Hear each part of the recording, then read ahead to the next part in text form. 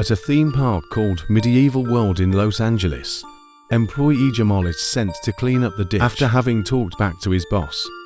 He and his co-worker can't help interrupting their duties to play around with swords, wishing they could instead work for Castle World, the superior rival park that will open soon. Suddenly, Jamal notices there's a gold medallion in the ditch.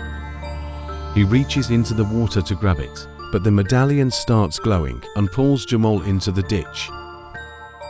When he resurfaces, he finds himself in an unfamiliar lake and swims to the shore to meet a drunk man called Nold. Noticing the man's clothes in the area he's standing in, Jamal assumes he's accidentally reached Castle World.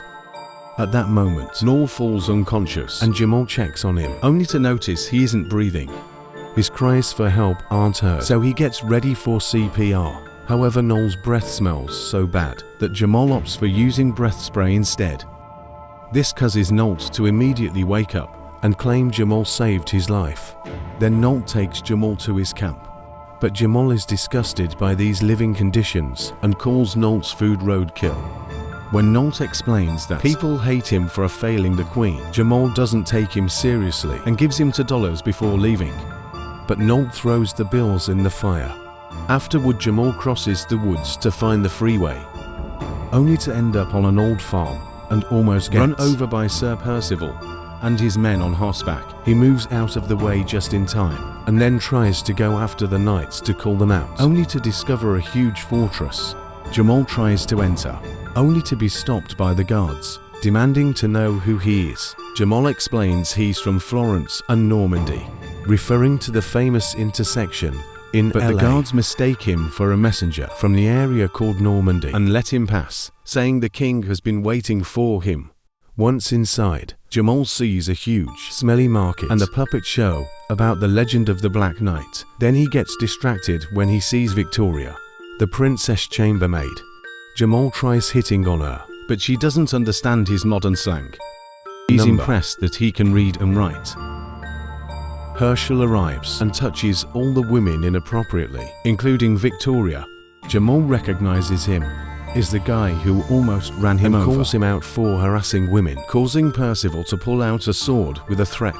Jamal still thinks this is part of the act and doesn't take him seriously, but before things can escalate, the Chamberlain, Philip, arrives to take Jamal to see the king. Jamal is then taken to the throne room, where he meets King Leo and Princess Regina. Leo wants to know when the Duke of Normandy will be coming to marry Regina, and thinking he's supposed to improv for the stage, Jamal answers Tuesday. Regina isn't happy because it's an arranged marriage, but Leo is pleased and promises a ride back to town after Jamal rests. And Jamal stops by the bathroom to relieve himself. However, this is a medieval-style privet and he finds it disgusting, so he can't do it. And Philip explains they're going to watch the execution of the rebellion leader, thinking it'll be a show. Jamal joins the crowd and watches the execution. However, he soon realizes it's a real head and he passes out. Jamal wakes up in his room while Victoria takes care of him. Jamal starts panicking because he saw a real execution, and his mood gets worse when Victoria says it's the year 1328, meaning he must accept his travel back in time, and it's all real. Suddenly Victoria begins undoing her dress and Jamal thinks they're about to get frisky, but she's only taking out her medallion to show it matches his. The medallion is a symbol of the rebels, and Victoria wants Jamal to help her kill Leo because he murdered the previous king to steal the throne, but the kingdom should belong to the widowed queen. All the rebels that tried before were decapitated, and their heads are now on spikes. Outside, a terrified Jamal wants to leave, but Philip suddenly arrives to tell him that his ride is ready. Obviously, the ride turns out to be a horse and not a car, and since Jamal doesn't know how to ride horses, he tells everyone that he's a messenger, but also a court jester as a cover. Benjamin tries to ride the horse, but the animal doesn't make it easy for him. It makes him fall multiple times and drags him all over the area, which causes everyone to laugh because they think it's part of a gesture act.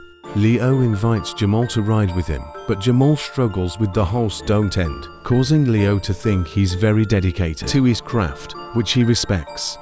Later at the castle, Victoria takes care of Jamal's injuries, but he freaks out when he realizes he's being treated with leeches. After taking them all off, Jamal tells Victoria that he has to return to where he found Nold, which shocks Victoria because Nold is supposed to be dead. Their conversation is interrupted by Philip, who informs Jamal the king has invited him to tonight's banquet. Jamal doesn't want to go, but Victoria reminds him of the impaled heads, and he quickly changes his mind. During the banquet, Jamal is disgusted by Leo's manners and the way he grabs food, but he's gotta pretend he loves everything to avoid dying. Then Leo asks him to dance because he heard that Normans are excellent dancers. Jamal tries some classical moves to follow the medieval music, but he looks ridiculous, so instead, he teaches the court musicians a modern tune he can sing and dance to. It's awkward at first, but soon everyone catches on, and Jamal teaches them the moves to the song, dance to the music, so they can have fun together. While everyone enjoys the music on the dance floor, Victoria gives to servants some bread. Soon the king is also on the dance floor, and while he's distracted, Regina grabs Jamal and kisses him.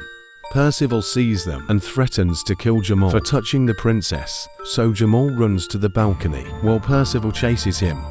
Meanwhile, the two servants approach the king, revealing that the bread has knives in it. When they are about to stab Leo, Jamal uses some drapes to jump from the balcony and accidentally kicks the king out of the way, preventing the two assassins from stabbing him. The guards immediately arrest the servants, and then Leo scolds Percival for failing to protect him while considering Jamal a hero. In fact, Leo appoints Jamal as a lord in charge of his security, even rewarding him with 60 hectares of land and all the women he wants. The next day, Jamal already appears at the court, meeting with new ideas like frappuccinos and fast food places with nice outfits for the employees. Afterward, he plays chess with Percival, who says sometimes the queen must be sacrificed for the good of the kingdom, which is very suspicious. Later, Jamal is called for a matter of security. A man has been caught stealing a turnip from the castle garden for his starving family. Leo asks him to execute the man, and Jamal laughs until he realizes he's serious. To keep up his cover, Jamal yells at the thief and takes him away to be killed. But when they're out of sight, he gives the guy a bunch of coins and lets him go. In the evening, the king sends a naked Victoria to Jamal's room as part of his reward for saving him.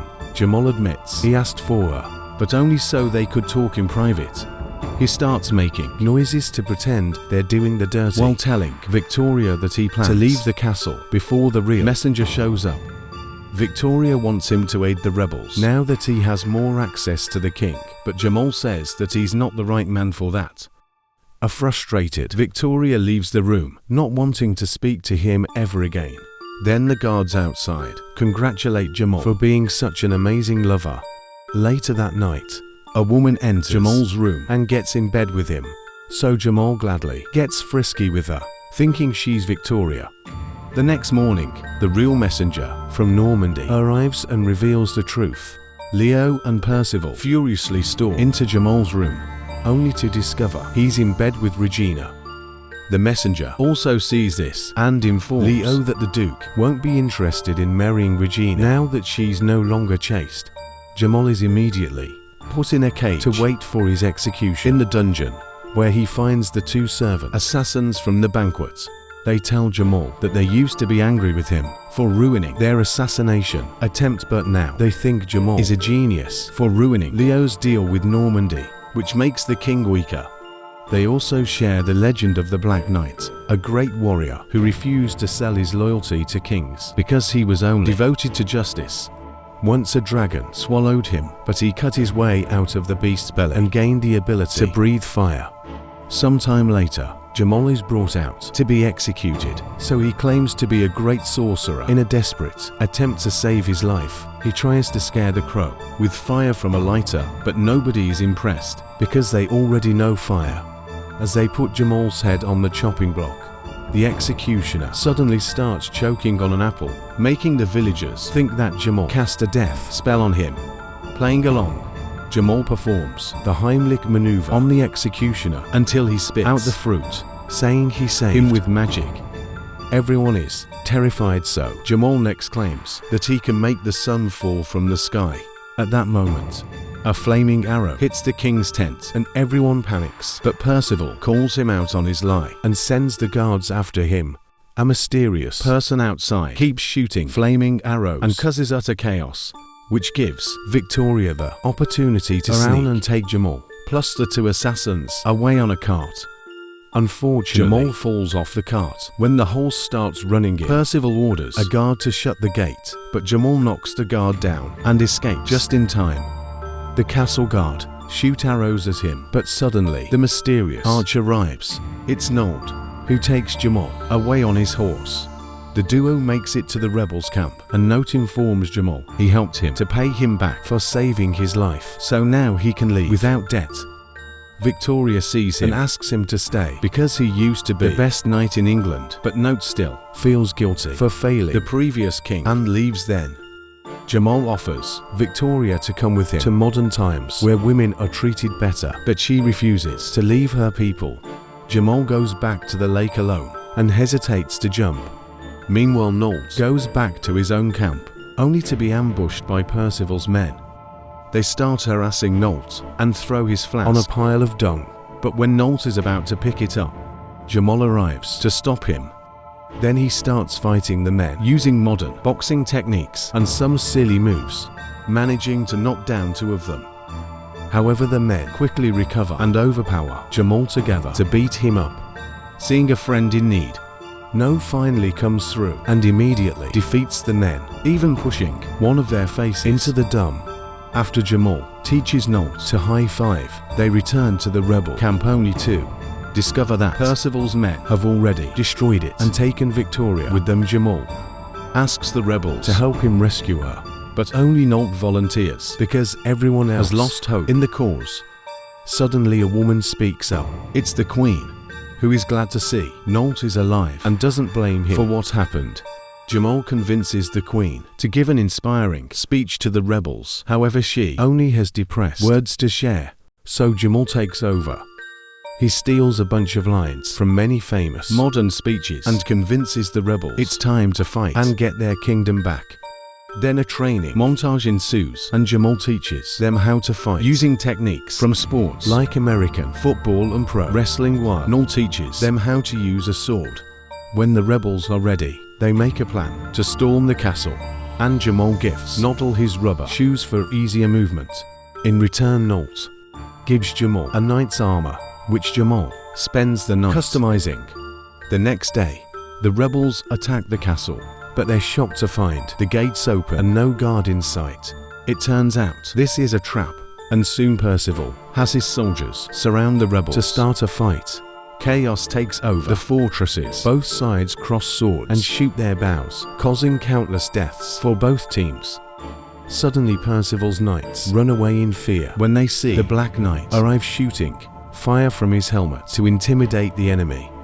However, the knight soon falls from his horse and reveals to be Jamal, wearing the custom armor. Percival immediately tries to kill him, but Nold cuts in to save him, and a duel between the knights ensues. While Percival and Nold continue their sword fight, Jamal helps the rebels fight the soldiers using the techniques they learned during training.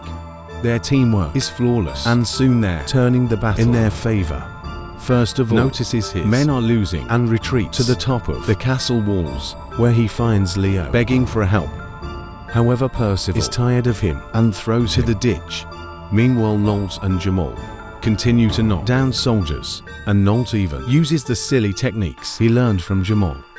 Suddenly Percival shoots an arrow that hits Nold in the chest, making him fall. Feeling defeated, Nold gives Jamal his sword. A furious Jamal rushes to the top of the castle walls, only to discover Percival is now holding Victoria hostage. Jamal slowly lowers his sword, but Victoria refuses to let him loose and frees herself from Percival's hold, getting a cut on her neck in the process. Then Percival fights Jamal and easily disarms him, but Jamal tackles him down, almost falling in the way. Luckily, he manages to recover and retrieve his sword to start beating Percival up using techniques taken from baseball and golf.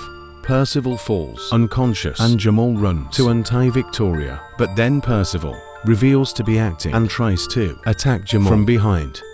Suddenly, an arrow hits Percival to kill him, and Jamal looks down to discover it was Nold, who is alive, and find the rebels, win the battle, and celebrate in the name of the Queen. Sometime later, Jamal convinces Victoria to come with him to LA, and they share a kiss. The Queen asks Jamal to stay, but he turns down the offer, so instead the Queen rewards him by dubbing him as the Black Knight. In the middle of the ceremony, Jamal starts feeling dizzy, and he suddenly wakes up back in his time.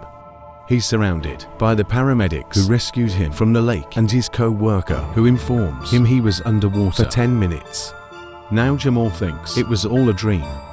His co-worker also wants to use the accident to sue the company for some money, but Jamal sees no honor in it. Instead, he offers his boss some ideas to beat the competition. 6 weeks later, the medieval world park is thriving with customers thanks to Jamal's ideas, and his boss is very grateful. While Jamal is helping the kids in the batting cage, a boy's aunt thanks him for it. Her name is Nicole, and she looks just like Victoria. Both Jamal and Nicole think the other looks very familiar and feel a connection, so they agree to have lunch together sometime. As Nicole and her nephew leave the park, Jamal realizes that he never got her number, so he runs after her, only to end up falling in the ditch again. When he gets up, Jamal finds himself inside an ancient Roman Colosseum with thousands of cheering spectators, so he has to start running away from the vicious lions.